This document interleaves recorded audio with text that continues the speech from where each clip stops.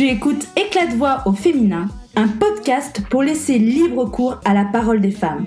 Je suis Vanessa et je pars à la rencontre de toutes ces femmes qui ont à cœur de raconter leur parcours de vie, en communiquant leurs difficultés, leurs blessures, leurs erreurs, mais aussi leurs joies, leurs fiertés et conseils. J'espère que cela t'inspirera à créer la vie qui te ressemble et à prendre soin de toi. Dans cet épisode, je reçois Christelle Gauvin-Desmoulins, coach professionnelle chez Biapi et également déléguée de la Ligue des optimistes en Loire-Atlantique. Elle nous raconte les moments forts de sa vie, en particulier son tour du monde qu'elle a réalisé en 2012 toute seule et de son envie de le refaire dans le futur, mais cette fois-ci accompagnée de son mari. On a également évoqué un sujet qui est trop peu cité aujourd'hui dans notre société, c'est de la femme sans enfant. Elle-même dans cette situation par circonstance, Christelle se confie sur cette partie de son histoire avec ce poids des préjugés et les étapes pour réussir à en faire le deuil. On a aussi parlé, évidemment, d'optimisme et de la place que cela avait dans sa vie. Très bonne écoute! Salut Christelle!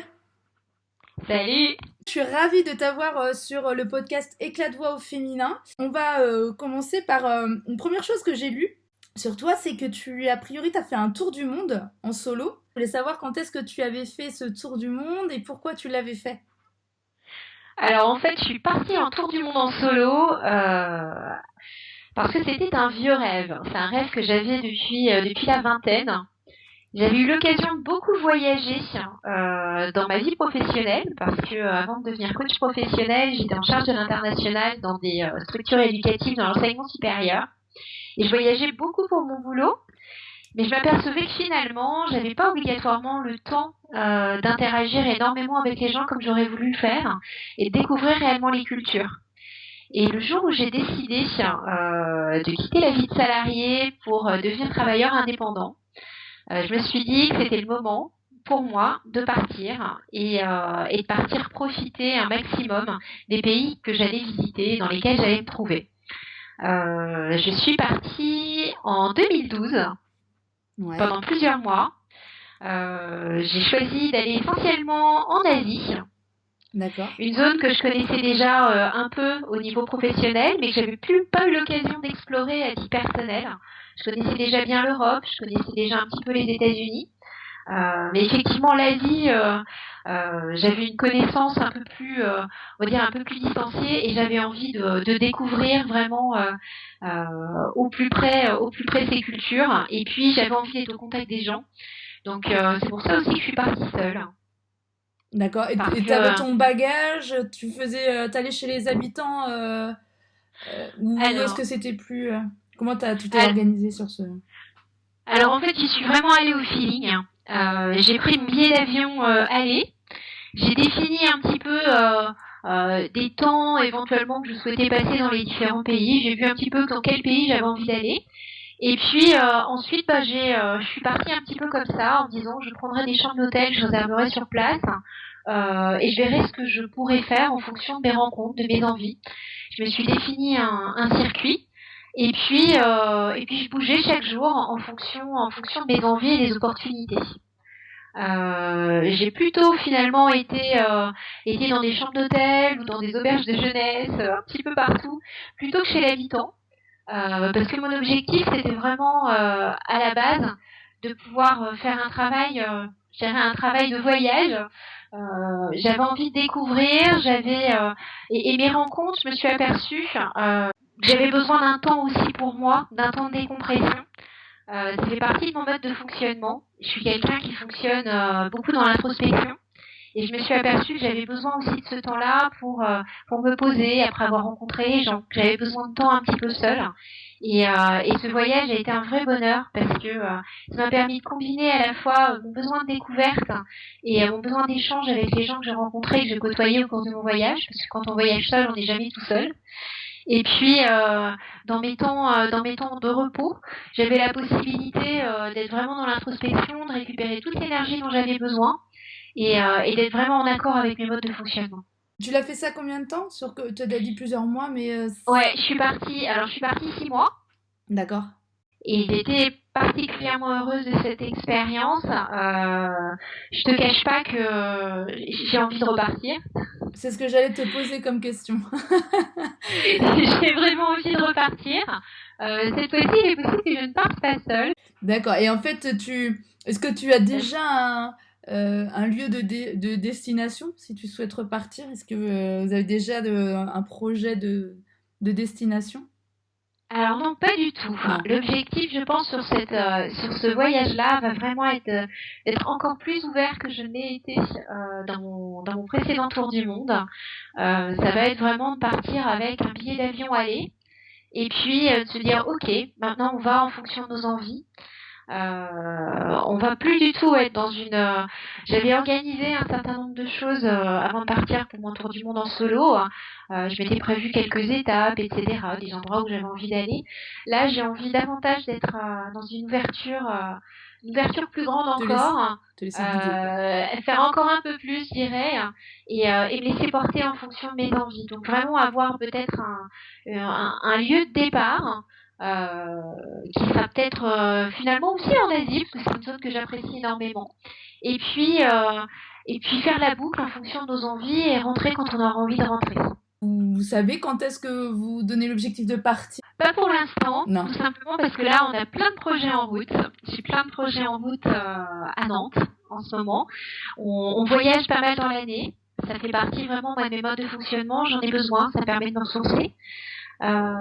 Donc pour le moment on continue à voyager quelques semaines dans l'année et puis je pense que peut-être d'ici 5 ans on a un projet d'expatriation en Asie ou en Océanie et je pense que d'ici 5 ans on partira vraiment serein dans ce projet-là. Aujourd'hui on est en train de construire toutes les bases et toutes les étapes dont on a besoin pour nous permettre de pouvoir voyager sereinement quand on partira faire ce tour du monde. Mais je pense que d'ici 5 ans, effectivement, c'est en tout cas l'objectif qu'on s'est donné.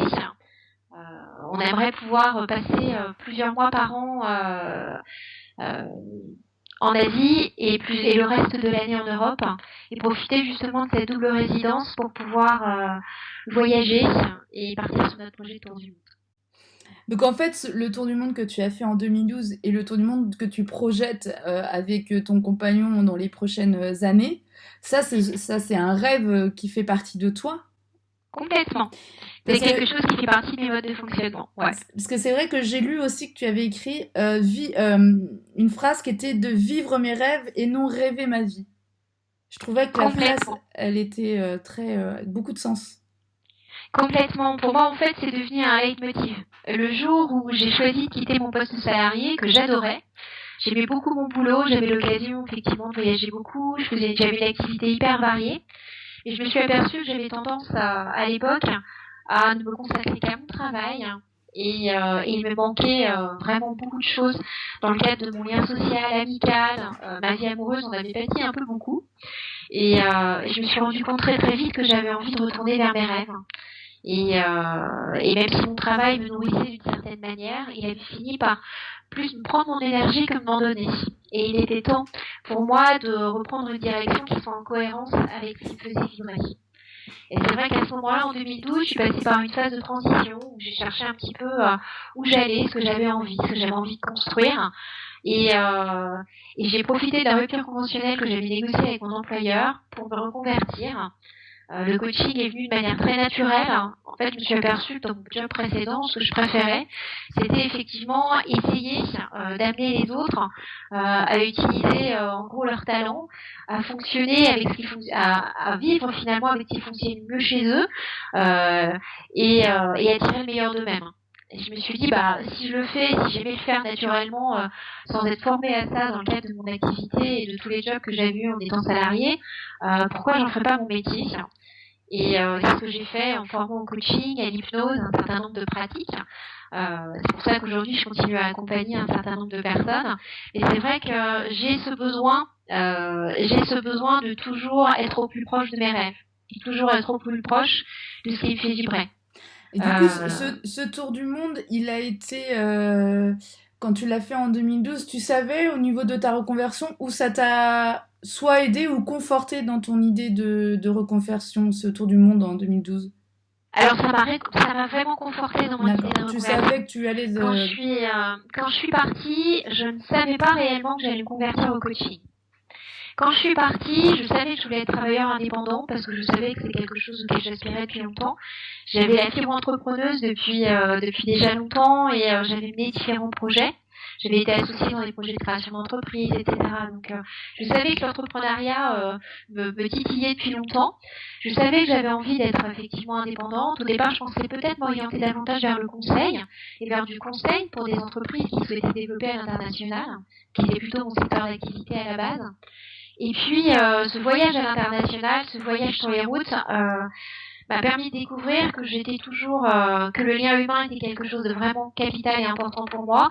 Et je me suis aperçue au fur et à mesure de mon voyage, dans un certain nombre de pays d'Asie, que je côtoyais tous les jours des gens qui étaient heureux, qui avaient le sourire, qui n'avaient pas obligatoirement grand-chose dans leur poche, qui n'avaient peut-être pas beaucoup d'argent, qui n'avaient peut-être pas la dernière voiture à la mode, le dernier téléviseur, qui étaient heureux avec leur famille, leurs enfants, avec leur vie au jour le jour, et qui finalement rayonnaient un bonheur qui était communicatif et qui était inspirant. Et c'est vrai que ce que j'ai pu vivre au cours de ce voyage m'a vraiment amené aussi au contact des voyageurs que j'ai croisés et qui étaient aussi dans une quête de sens. M'a amené à me dire ok, peut-être que plutôt que du conseil, le coaching serait peut-être plus intéressant et plus en concordance avec ce que tu cherches. Et puis ça s'est fait finalement très naturellement parce que j'ai testé mon projet de conseil et je me suis aperçue que les entreprises auxquelles je songeais à le proposer n'étaient peut-être pas encore prêtes à payer pour un service que j'allais leur offrir et qu'il allait peut-être être nécessaire pour moi de faire un travail d'éducation auprès d'elles qui allait peut-être me prendre quelques mois, voire quelques années et que finalement ce projet-là était peut-être pas pour maintenant, peut-être pour un autre avenir, ou peut-être pour quelqu'un d'autre. Mon projet Tour du monde à la base, je l'ai vraiment fait pour réaliser un rêve. C'était réellement ça. Et je me suis dit, bah ok, comment j'ai envie de vivre ce projet Tour du monde, il a été aussi un vrai challenge pour moi parce que même si j'avais déjà voyagé en solo auparavant, c'était la première fois que je partais aussi longtemps. C'était la première fois où je me retrouvais, même si j'avais déjà vécu seule dans ma vie, c'était la première fois où je me retrouvais réellement en tête à tête avec moi-même, totalement hors de ma zone de confort, Voilà, puisque finalement j'étais dans des cultures étrangères qui m'étaient inconnues. J'étais dans des zones où je ne parlais pas la langue. La majorité des pays dans lesquels j'ai été étaient des pays qui n'étaient pas des pays dont je maîtrisais la langue, qui n'étaient pas une habitude obligatoirement pour moi. Et c'est vrai que le fait de me retrouver vraiment confrontée à un inconnu que j'ai découvert hyper accueillant, même si pour tout tour du monde, on a toujours des petits moments un petit peu de flip, ouais. mais qui font, c'est ça qui met aussi du pétillant dans le voyage, c'est partie du voyage, on peut pas tout savoir, on peut pas tout maîtriser. Pendant ce voyage, ce qui était super intéressant, et ce que j'ai vraiment découvert, c'est que j'avais la possibilité finalement de décider la voie que j'avais envie de faire prendre à mon cerveau aussi. C'est-à-dire que j'avais envie de le laisser au calme, il pouvait être au calme. Et pendant ce voyage qui pourtant était dans un cadre totalement inconnu, mon cerveau a été plus en repos qu'il ne l'a été pendant de très nombreuses années auparavant. Parce que justement, le fait de laisser la part à l'inconnu, le fait de faire confiance aux gens qu'on rencontre, de faire confiance tous les jours. On n'est pas sous le contrôle. Le contrôle se lâche totalement. Ouais, c'est ça. Et à ce moment-là, j'ai découvert aussi un autre monde qui m'a amené à entrer davantage finalement dans un travail de développement personnel, un travail sur moi. J'avais déjà enclenché avant de partir dans ce tour du monde, mais je dirais que le tour du monde m'a vraiment mis le pied à l'étrier, m'a mis face à moi-même, face à mes contradictions finalement, et face à ce qui m'empêchait le plus finalement de réaliser mes rêves. Oui, c'est ça. C'est qu'il y a beaucoup de choses qui sont apparues justement avec se lâcher prise, quoi. Complètement. Le lâcher prise s'est fait finalement très naturellement. Je me souviens d'un jour, j'étais au Cambodge, dans une auberge de jeunesse, pas loin des temples d'Angkor.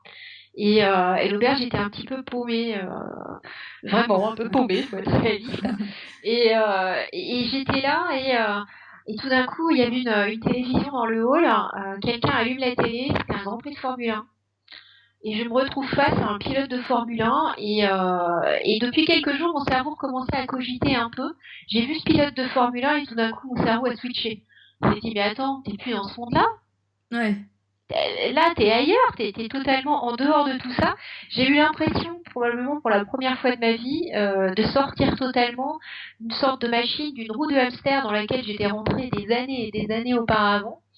Et, euh, et le fait de voir ce pilote de Formule 1 là, qui appartenait finalement à un monde qui était plus du tout le mien au moment où j'étais là en train de vivre cette expérience, en train de découvrir les temples d'Angkor, dans un, j'étais sur la terrasse devant une auberge de jeunesse complètement paumée avec des routes en terre, des chiens errants, tout ce qu'on veut. C'était un peu déconnecté, quoi. C'était totalement, les choses étaient tellement anachroniques que mon cerveau s'est dit, ok, là t'as switché et t'as vraiment switché. Et ça m'a fait un bien fou. Ça a été une des prises de conscience de mon voyage. Ouais. Et je me suis vraiment sentie, je me sentais déjà plutôt bien auparavant dans mon voyage, mais suite à ça, je me suis sentie encore mieux parce que je me suis rendu compte que j'allais mettre de la résistance et que je mettais de la résistance là où il n'y avait pas besoin d'en mettre. Et le retour à ta vie, en France, comment ça s'est passé? Ah, c'est toujours quelque chose de. Le retour est toujours une expérience. Autant pas que Une autre finalement une expérience. expérience que le voyage. Parce que justement, on se retrouve confronté à la vie. Quand je suis rentrée à l'aéroport, je suis arrivée à l'aéroport à Paris, j'ai eu un peu un choc. Je suis arrivée dans une période de grève. Les gens étaient de mauvaise humeur, ça rouchonnait de partout. Ouais. C'était, mais Ça a été voilà. dur le retour entre guillemets à la réalité, à ta vie d'avant. Voilà, c'était ça. Et ce qui était super, ce qui moi m'a super intéressé, c'est que finalement, il y a eu un premier, tu vois, un premier contact où je me suis dit, oula, euh, finalement, j'aurais peut-être pas dû revenir. Et puis il y a eu un deuxième derrière la prise de recul avec, ah mais ce que j'ai vécu, c'est vraiment génial. Est-ce que je peux prendre le recul sur ce qui se passe maintenant, en ce moment, à cet instant-là, et finalement tout c'était génial quoi. J'ai pas, mon retour s'est finalement plutôt bien passé, même si le choc a été un peu rude à l'arrivée à Paris. Le retour s'est plutôt bien passé. Quand je suis arrivée à Nantes, mes amis m'avaient fait une surprise, ils m'attendaient à la gare avec des panneaux, avec des pancartes. Il était tard, j'étais à ma 48e heure de voyage parce que je chantais d'Australie. Et c'était fabuleux d'avoir toutes ces personnes-là qui venaient témoigner de leur amour et qui avaient envie d'échanger, etc. On a passé quelques temps dans un bar à échanger ensemble, à discuter, etc. J'étais complètement déphasée, mais j'étais super heureuse de les retrouver. Et puis, ah ouais, c'était génial. Et puis suite à ça, effectivement, ça m'a permis de me rendre compte que le voyage et la découverte faisaient vraiment partie de ma vie. Je le savais déjà, mais ça m'a vraiment permis de l'ancrer réellement et de le poser aussi comme une condition pour ma vie future. C'est-à-dire que depuis mon retour de voyage, j'ai fait en sorte de toujours réserver des temps à l'intérieur de chacune de mes années pour pouvoir partir à la découverte. Parfois, je ne pars pas très loin parce que j'en ai pas l'occasion. Mais par contre, j'ai toujours un temps de découverte. Alors parfois, je vais même découvrir des régions en France que je ne connais pas. Mais effectivement, ce besoin de découverte est quelque chose que j'ai besoin de nourrir tous les jours. Ouais, d'évasion, etc. Et c'est surtout une source de vraiment une source de ressourcement extrêmement importante. Ouais, et c'est aussi ce qui permet de donner du sens. Et c'est capital. Oui. Oui, mais tu as tout à fait raison.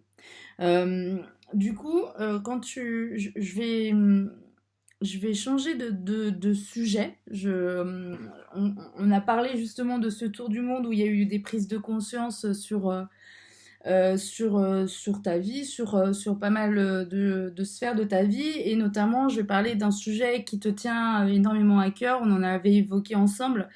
C'est le sujet d'être une femme sans enfant. Donc ça correspond aussi à ton parcours, à ton parcours de femme. J'ai découvert en faisant des recherches justement à ce sujet-là et sur toi qu'il existait en fait un World Childless Week. Est-ce que tu peux nous expliquer en quoi ça consiste cette semaine? Effectivement, en fait, cette semaine, c'est une sorte de congrès en ligne, un certain nombre de personnes qui t'accompagnent en général auprès de personnes sans enfants ont souhaité pendant une semaine permettre à des femmes et à des hommes qui n'ont pas d'occasion d'avoir des enfants, soit par choix, soit par circonstance, de pouvoir s'exprimer sur leur vécu, témoigner sur leur vie au quotidien, sur l'expérience de la non-maternité pour les femmes, sur le deuil qui est leur, par exemple, sur le parcours qu'elles suivent, sur la manière dont elles se reconstruisent et dont elles essayent finalement de naître à elles-mêmes et de reconstruire leur vie sans enfants. Ce congrès, on va dire, a lieu tous les ans depuis déjà quelques années. Alors, il est en langue anglophone puisqu'il a été lancé à partir du Royaume-Uni. Aujourd'hui, il est aussi, on va dire, porté par un certain nombre d'ambassadeurs à travers le monde, dont une ambassadrice francophone qui est québécoise. D'accord. Voilà. Mais effectivement, au cours de cette semaine dans l'année qui a eu lieu là pour 2019 au mois de septembre, les femmes sans enfants ont eu l'occasion de pouvoir échanger, de pouvoir partager, de pouvoir assister à des conférences proposées par des personnes qui comprennent leur histoire de vie, qui comprennent les problématiques qu'elles rencontrent. Parce que le fait aujourd'hui de ne pas avoir d'enfants est quelque chose qui devient de plus en plus courant pour de nombreuses femmes. Et le fait de ne pas avoir d'enfant, quand c'est un choix, c'est quelque chose qui s'assume. Mais quand c'est quelque chose qui vient par circonstance, c'est quelque chose qui vient bien plus difficile à assumer, avec un poids de la société qui peut parfois être très lourd. Et un regard des autres qui, sans vouloir être malveillant à la base, peut aussi devenir un peu difficile à gérer et à vivre au quotidien. Un certain nombre de ces femmes ont parfois l'impression qu'elles n'ont par exemple pas atteint une partie de leurs objectifs de vie, qu'elles ne sont pas complètes. Elles reçoivent parfois des remarques qui peuvent être pour le moins gênantes ou pour le moins désobligeantes, soit de la part de leur famille, de la part de la société en général. Et puis, on s'aperçoit parfois que le fait de ne pas pouvoir en parler est un problème. Aujourd'hui, on parle de beaucoup de choses dans notre société, on parle d'énormément de choses, et tu abordes souvent la question des femmes en tant que superwoman ou le fait que les femmes ne peuvent pas être des superwomen tout simplement. Mais la question de la non-maternité, c'est le fait d'être une femme et de se considérer comme une femme pleinement femme et pleinement épanouie sans avoir d'enfant est une question qui est peu citée, dont on parle très peu souvent. Justement, est-ce que tu peux, toi, nous parler de ton parcours de femme sans enfant? Tu as eu tout un cheminement d'acceptation, en fait, l'accepter aujourd'hui d'être une femme sans enfant.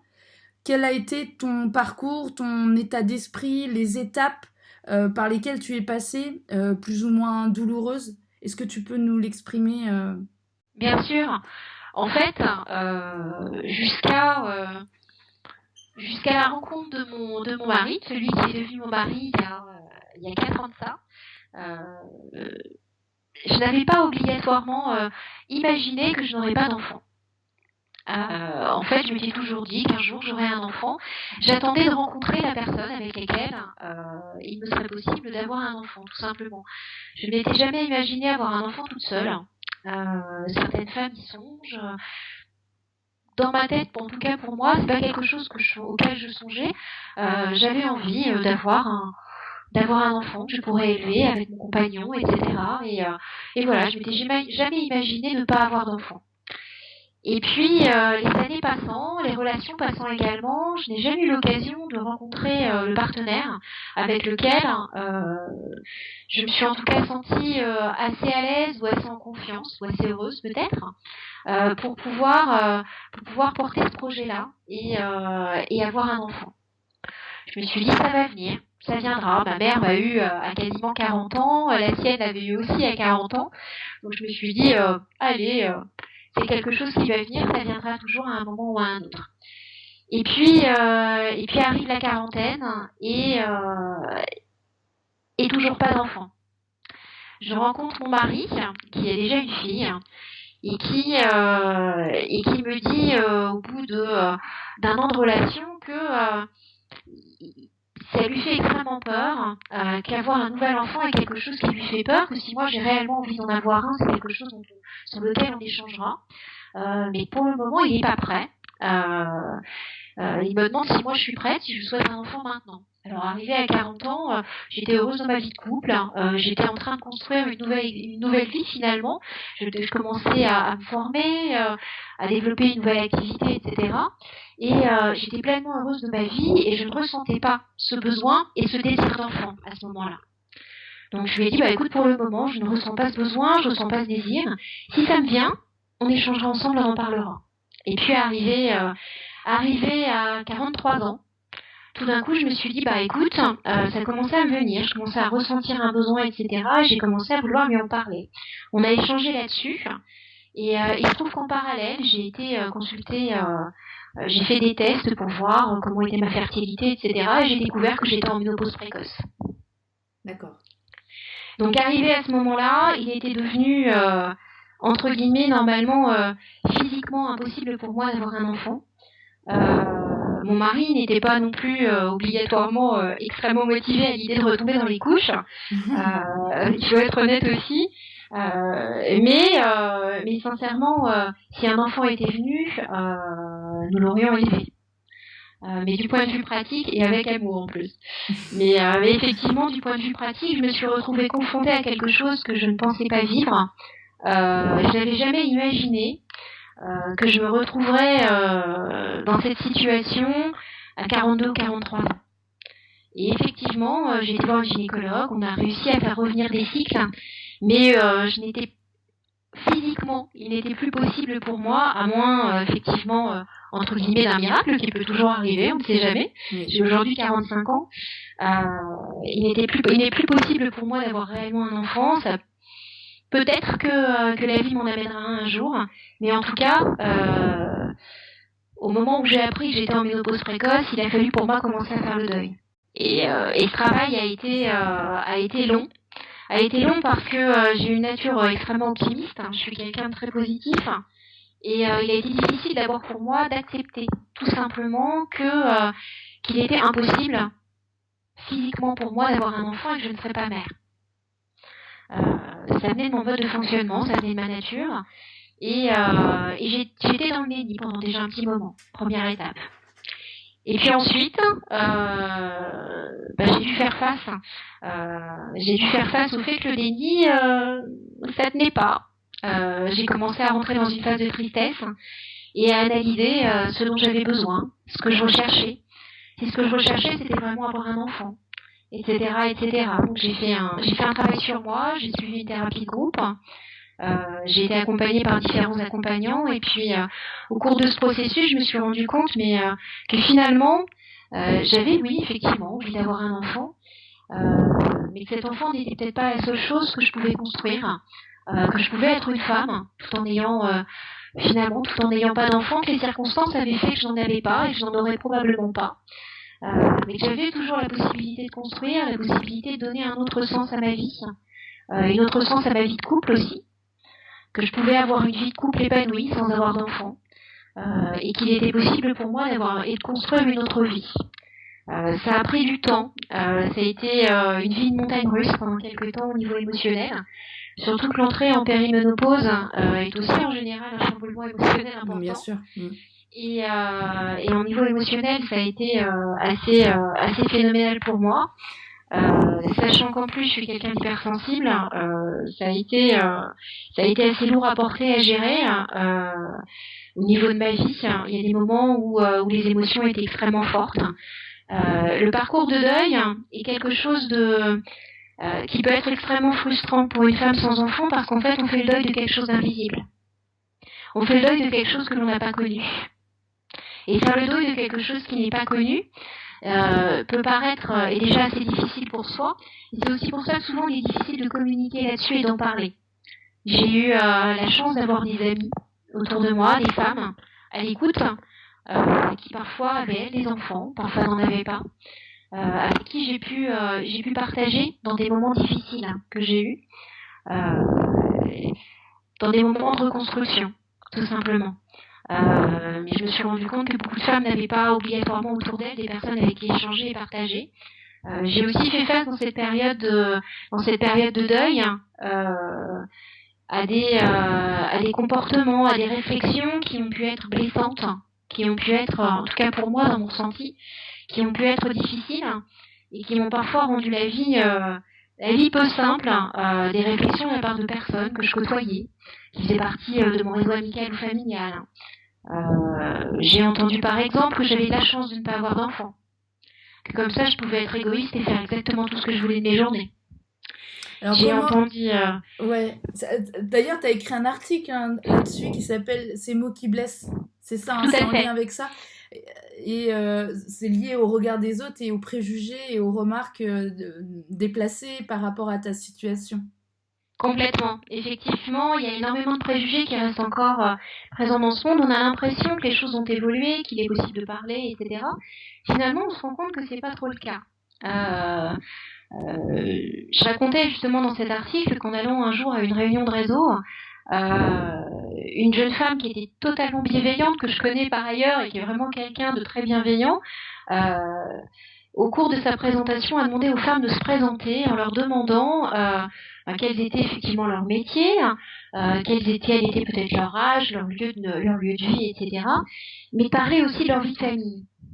Et il se trouve que j'ai vu un certain nombre de femmes rentrer les épaules et s'enfoncer dans leur siège. Et j'ai entendu une de ces femmes au moment du tour de table quasiment s'excuser de ne pas avoir d'enfant. Ça m'a fait un choc. J'étais moi-même dans mon deuil à l'époque et ça m'a fait un choc. Ça m'a fait un choc parce que je me suis dit mais cette femme ne s'est pas autorisée à s'exprimer.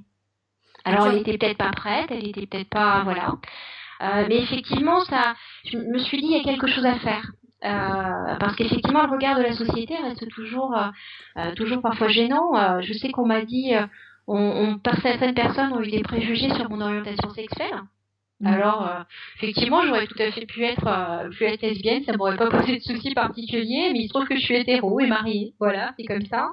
On m'a dit que j'étais égoïste. Alors bon. Oui, j'ai trouvé ça particulièrement étonnant, égoïste. Bon, moi j'ai plutôt l'impression d'être quelqu'un de bienveillant. On m'a dit que j'étais égoïste. Bon, bah voilà. En fait, on m'a dit que je ne comprendrais pas, que j'étais incapable de comprendre les gens qui avaient des enfants, que j'étais incapable de comprendre ce que c'était que d'avoir des enfants et avoir une vie de famille. Alors effectivement, j'ai été un enfant moi aussi dans ma vie. Ça m'est arrivé, j'ai traversé cette étape aussi, cette étape de l'enfance. J'accompagne des enfants. Donc effectivement, j'ai l'impression de pouvoir comprendre autant que d'autres. La société a tendance aujourd'hui à donner peut-être davantage la parole aux personnes avec enfants. Je pense que les personnes sans enfants ont peut-être tout simplement besoin juste d'être considérées comme tout le monde. Elles ne sont pas différentes et les préjugés sont encore assez nombreux. C'est vrai que ces préjugés, ces remarques sont en fait issus aussi de toutes les images, de tous les clichés qu'on nous a appris dans notre enfance ou dans notre éducation. Voilà, d'avoir une famille, alors que effectivement, ça force pas. Enfin, après, comme tu dis, il y a par choix et par circonstance. Mais c'est vrai que les propos sont parfois de manière. Sont peut-être pas volontairement pour être piquants. Mais ils peuvent blesser la personne en face parce qu'elle ne se rend pas compte de l'importance du propos, tu vois ce que je veux dire ? Tout à fait, c'est complètement ça. En fait, on est face à, on vit dans une société là, qui porte on va dire des modèles sociaux. Et le modèle social de la femme qui est de la femme entre guillemets mariée ou en couple avec des enfants, la mère, l'épouse qui devient ensuite grand-mère, etc. C'est partie de notre société. Hein. Donc c'est un modèle entre guillemets qui aujourd'hui est de moins en moins vrai. C'est un modèle qui est toujours un modèle de référence pour beaucoup. On a tous été élevés avec ce modèle de référence. La société l'a toujours en tête. Et effectivement, on souffre de ce modèle auquel on essaye parfois de ressembler, dans lequel on essaye parfois d'entrer. alors que finalement, il y a besoin d'entrer dans aucun modèle, simplement être dans le sien, assumer le sien et avoir la possibilité de tout simplement de le vivre et avoir la possibilité de le porter aussi fièrement. Parce que qu'on soit avec ou sans enfant, on reste de toute façon une femme ou un homme, puisque les hommes aussi peuvent se trouver dans cette situation et peuvent en souffrir. Et ce qui est intéressant, c'est justement d'essayer de sortir du modèle social et du rôle social et de montrer qu'aujourd'hui, il y a énormément de personnes qui ne sont plus dans ce rôle, qui ne sont plus dans ce modèle, et que ce poids de la société peut encore être important, mais qu'on a nous le droit et tout simplement le devoir, parfois, de pouvoir essayer de faire bouger les choses et de montrer que qu'il y a rien d'anormal au fait de ne pas avoir d'enfants, que ça fait aussi partie de la vie. Il y a aussi parfois d'autres projets à porter. Ouais, tout à fait. Mais c'est vrai que effectivement, c'est comme aussi à l'inverse, il y a peut-être des femmes qui vivent une vie, voilà, avec des enfants, mais qui à la base n'était peut-être pas leur volonté première. À l'inverse. Tout à fait. Non. Tout à fait, ouais, tout à fait. Je crois que les rôles sociaux, on se laisse effectivement facilement embarquer dans les rôles sociaux qu'on cherche à nous inculquer, dans lesquels on entre très naturellement, dans les modèles, dans les moules. On porte souvent des masques. Oui. Qui ne ressemblent pas aussi, qui ne ressemblent pas. Tout à fait. Et le fait de faire tomber les masques est quelque chose qui peut être violent, qui peut être effectivement très violent pour tout le monde. Dans le cadre, effectivement, certaines femmes ont eu des enfants et ils se disent, effectivement, elles ont parfois des regrets, peut-être sur certaines choses qu'elles n'ont pas faites, pas encore faites. Et puis d'autres femmes n'ont pas d'enfants et dans la même situation peuvent parfois aussi avoir des regrets. Je pense que aujourd'hui, ce qui est souvent le plus juste, et je pense que c'est le cas pour toutes les femmes, c'est tout simplement de s'assumer tel qu'on est, avec le parcours qui est le nôtre, avec les influences qui ont été les nôtres aussi, parce que on ne peut pas se refaire. Moi, je peux pas refaire mon parcours et je le referai pour rien au monde. Je suis heureuse de ce que j'ai vécu au cours des 40 premières années de ma vie. Aucune fée m'avait dit que je serais en périménopause aussitôt. Personne ne me l'avait dit, je pouvais pas le deviner. C'est la réalité. Et par contre, j'ai pas de regret par rapport à ce que j'ai pu vivre et j'ai aucun regret sur le fait de ne pas avoir eu d'enfant auparavant. Et est-ce que vous n'avez pas envisagé d'autres alternatives comme l'adoption ou comme aujourd'hui on sait qu'il y a des méthodes médicales qui permettent. Alors en fait, j'ai pas choisi ces alternatives-là. J'y ai réfléchi, mais je ne l'ai pas choisi. J'avais dans mon besoin en tout cas d'avoir un enfant, j'avais besoin de le porter. Je ressentais le besoin de le porter et de le sentir dans ma chair. Et du coup, je ne souhaitais pas obligatoirement passer par l'adoption. Mon mari, de son côté, effectivement, ne souhaitait pas non plus passer par ce biais. Et puis, au niveau des processus de FIV, etc., j'avais atteint l'âge à partir duquel il est impossible de les faire en France. Donc, il aurait fallu aller à l'étranger, passer par tout un processus, etc., pour ça. Et je n'avais pas envie de rentrer dans ce processus que j'aurais fait seule. Aujourd'hui, je suis plutôt à l'aise dans ma vie, je suis plutôt à l'aise dans mes baskets, je suis plutôt à l'aise dans ma vie de couple. Et j'avais pas du tout envie j'avais pas envie d'un enfant au point de rentrer dans un processus de FIV seule à l'étranger, me séparer de mon conjoint. Et c'est pas un choix que j'avais envie de faire. En fait, j'y ai réfléchi, vraiment, mais je n'avais aucune envie de faire un bébé toute seule. C'est quelque chose qui n'avait jamais été dans mes préoccupations, même à la vingtaine. Quand j'imaginais que j'aurais un enfant un jour, je n'ai jamais imaginé avoir un enfant toute seule. Donc c'était pas mon objectif. Et du coup, je ne suis pas allée moi vers ces choix-là. Certaines femmes le font et elles sont en accord avec ces choix et c'est génial parce que voilà, elles vont au bout d'un projet, le projet d'être mère à tout prix. Et ça leur convient et c'est fabuleux, mais c'était pas le choix qui a été le mien. Mais en fait, quand on écoute effectivement ton histoire par rapport à cet épisode de femmes sans enfants, moi ce que je retiens, c'est que effectivement, il y a deux choses.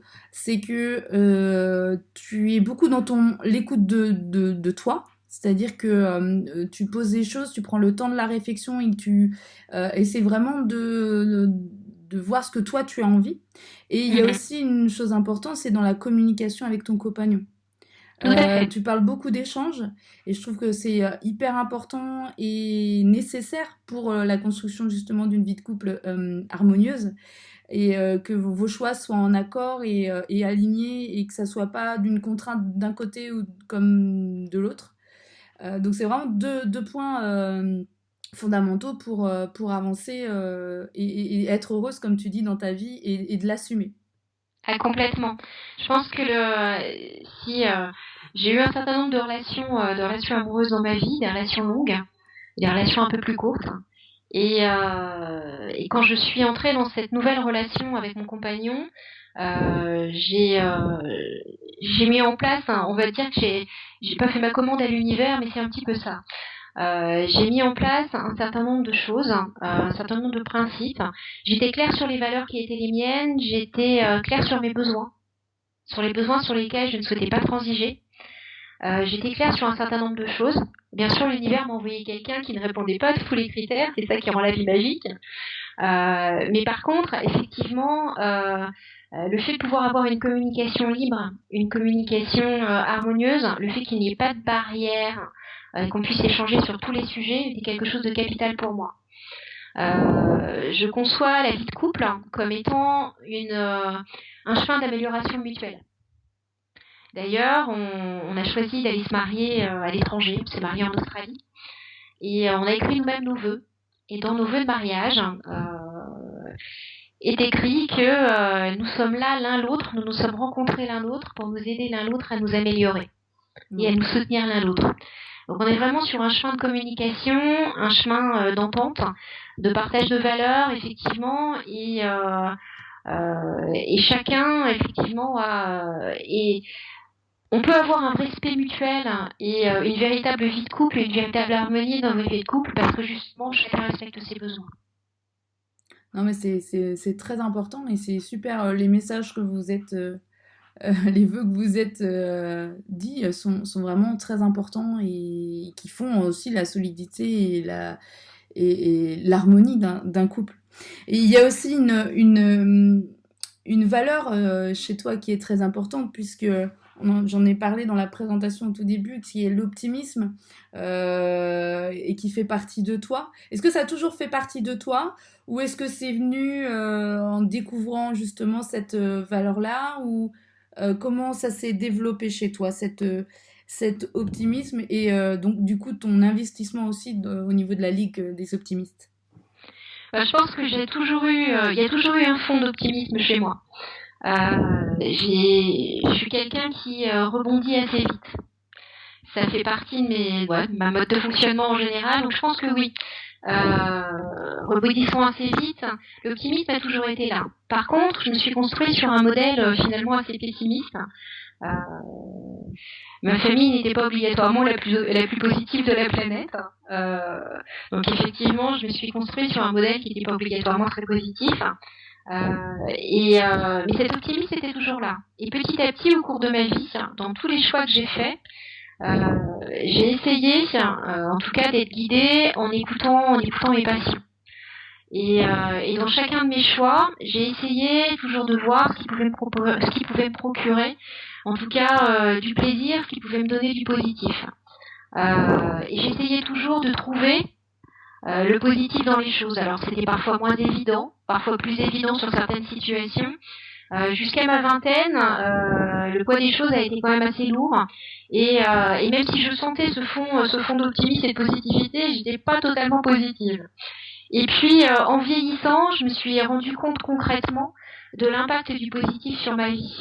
Je me suis rendu compte que le fait de chercher avoir le verre à moitié plein me permettait d'avancer plus vite quand j'avais des objectifs. Je me suis aperçue que si j'avais un objectif, un besoin, je pouvais l'atteindre plus facilement, que je l'atteindrais peut-être pas par le biais que j'avais choisi, mais qu'il y avait peut-être une autre solution pour l'atteindre.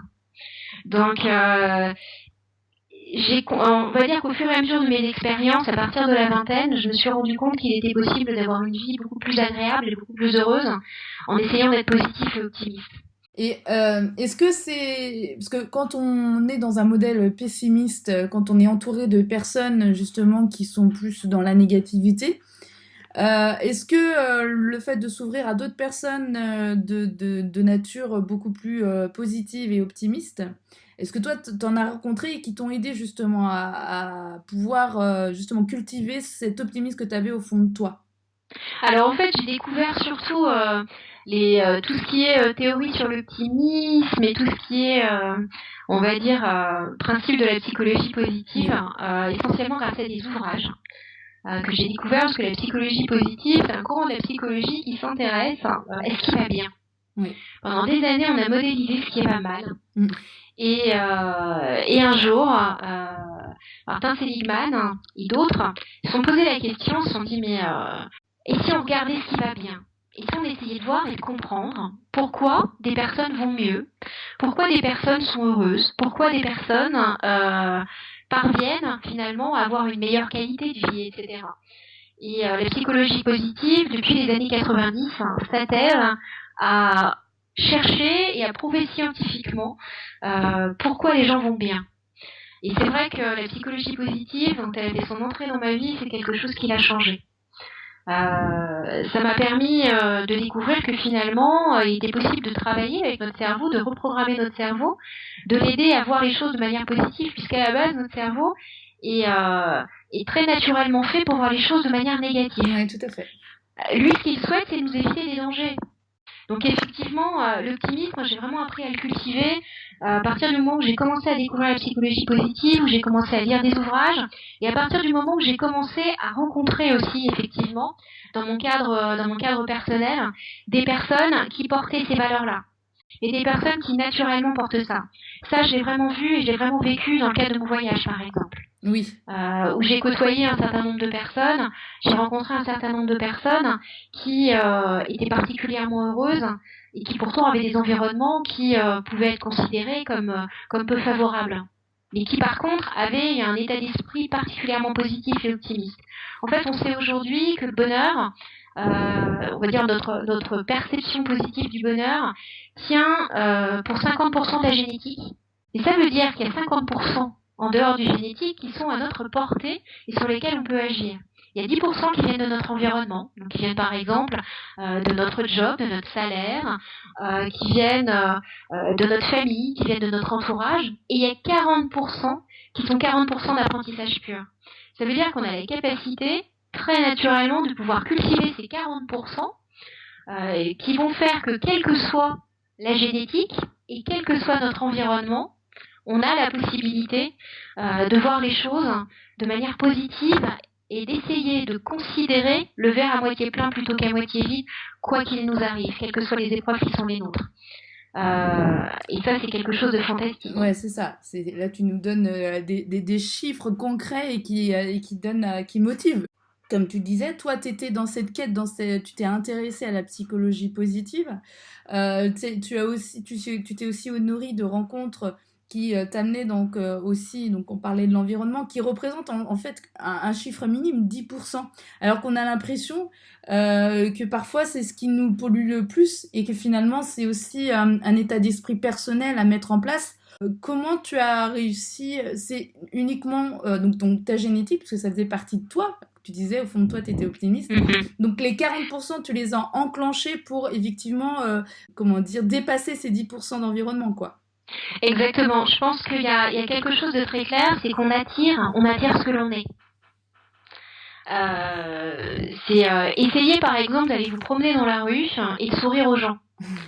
Il y a de grandes chances pour que les gens que vous croisiez vous sourient en face. De très très grandes chances. Il y a beaucoup plus de chances que les gens vous sourient en face qu'ils vous fassent la gueule. Vous allez peut-être tomber sur des gens qui vont être surpris, mais foncièrement, la majorité des gens vont vous rendre votre sourire. C'est ce que je fais tous les matins, par exemple. Le matin, j'aime bien commencer ma journée en faisant ça. Pourquoi ? Parce que tout simplement, moi, ça m'amène du contact positif, ça m'amène du positif pour commencer ma journée. Du point de vue pratique, aujourd'hui, moi, je sais que quand j'étais vraiment dans un environnement pessimiste, je me nourrissais des parts d'environnement optimiste que j'avais autour de moi. Par exemple, dans le cadre de mes études à la fac, j'étais en contact avec des professeurs, avec un entourage qui venait du monde entier et qui était venu là pour apprendre des choses, pour s'instruire, pour découvrir de nouvelles choses, apprendre beaucoup. Et par tous ces apprentissages, je voyais des gens autour de moi qui étaient hyper positifs, qui croyaient, qui étaient là parce qu'ils avaient envie peut-être de faire bouger les choses, de faire évoluer le monde. Et ça m'a permis de rester positive. Et je me suis rendu compte très rapidement que si moi j'étais positive, j'attirais des gens positifs. Tout à fait. Je le dis souvent, et ça marche dans tous les domaines de la vie, et ça marche aussi pour la vie de couple. Parfois, on se dit, mais c'est étonnant, je ne rencontre que des personnes négatives. Alors, c'est étonnant, oui et non. Parce que l'effet miroir est parfois là, et on n'en est pas conscient. On s'en rend pas compte. On se rend pas compte que parfois on peut véhiculer aussi une image pas toujours très positive et pas toujours très avenante. Faites le test dans une soirée dans laquelle vous allez ou dans un événement chez des amis par exemple, avec des gens que vous connaissez pas encore qui sont invités. Si ces personnes-là vous sourient, si ces personnes-là ont envie d'engager la conversation avec vous, si ces personnes-là vous questionnent sur qui vous êtes, vous allez avoir naturellement envie d'aller vers elles et vous allez passer une soirée très sympa. Si par contre en face de vous, vous avez des personnes qui ronchonnent sur leur journée, les embouteillages dans lesquels ils ont été pris, qui sont pas contents parce que dans ce qu'il y a à manger sur le buffet, y a rien qui leur convient, etc., vous allez peut-être pas avoir envie d'aller les côtoyer, d'aller les voir, quoi. Donc il y a vraiment un effet miroir qui est important dans ce cadre-là. J'aimerais en fait, on va terminer notre échange et j'ai vu que tu parlais chinois. J'ai appris le chinois, je parle pas chinois, j'ai pas la. Ah mince, donc j'ai pas la prétention de dire que je parle chinois. J'ai des notions de chinois parce que j'ai pris 3 ans de cours de chinois. Mais ces 3 ans de cours de chinois, malheureusement, je crois que j'ai oublié beaucoup de choses de ce que j'ai pu apprendre. Elle va nous mettre une petite donc malheureusement, je vais pas pouvoir parler chinois parce que j'ai pas la prétention de le dire. Alors, le chinois est une langue fabuleuse, mais par contre, effectivement, j'ai pas eu l'occasion de le pratiquer depuis plusieurs années. Mais c'est pas grave. Tu veux peut-être terminer sur quelque chose qui te tient à cœur ou tu as envie ou quelque chose qui t'inspire pour terminer l'audio? Alors, pour terminer l'audio, j'aimerais simplement dire un truc qui m'inspire, c'est qu'effectivement, on est tous différents, on est tous uniques, et c'est cette unicité qui fait notre richesse.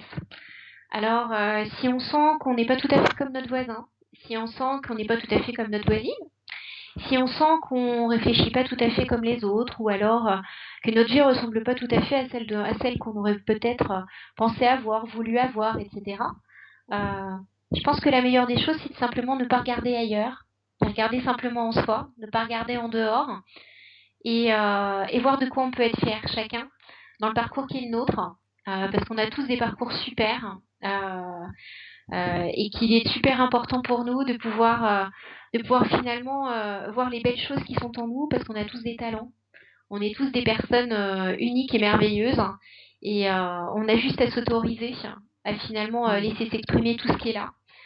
Qu'on soit effectivement, entre guillemets, rentré dans un moule ou qu'on n'y soit pas. Parce que moi, les personnes qui rentrent pas dans le moule, elles m'intéressent beaucoup. Parce que j'ai jamais réussi à y rentrer. Et que j'ai pas envie d'y rentrer. Donc, effectivement, c'est ça que j'ai envie de dire. Ben merci beaucoup pour ton parcours, de nous avoir témoigné justement de ta vie de femme et de tous les messages positifs que tu nous as transmis. Merci, c'est un vrai cadeau. J'espère que tu as apprécié cet échange.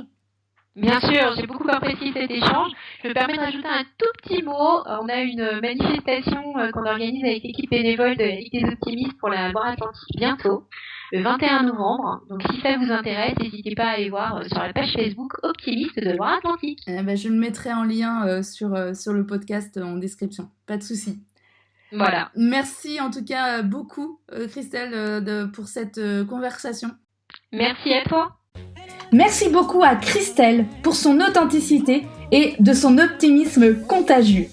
Pour toi qui m'écoutes, je te mets en description de ce podcast le lien de son site internet BeHappy, les informations sur la Ligue des optimistes de Loire-Atlantique avec leur événement le 21 novembre, et ainsi que toutes les références que nous avons citées lors de notre conversation.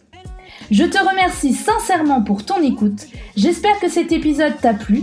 Laisse-moi ton avis sur mon site internet J'ai du peps sous l'onglet podcast ou bien sur les différentes plateformes d'écoute et sur mes réseaux sociaux. Je te dis à très vite pour un nouvel épisode. Salut, salut! Oh, life ain't a ding dong. If I could take you up and boom, boom, boom, tell me I'm the only one.